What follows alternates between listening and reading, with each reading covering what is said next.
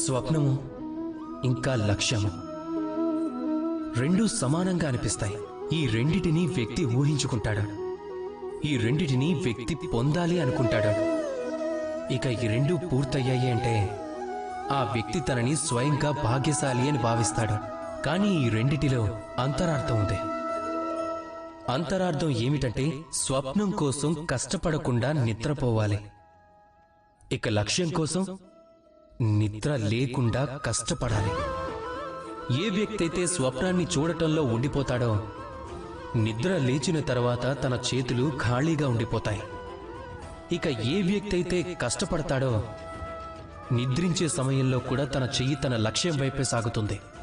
అందుకోసమే స్వప్నాన్ని చూడండి, లక్ష్యం కనిపిస్తుంది, దానికోసం శ్రమించండి. అందరూ ప్రేమతో ధ్యానించండి. రాధా కృష్ణ.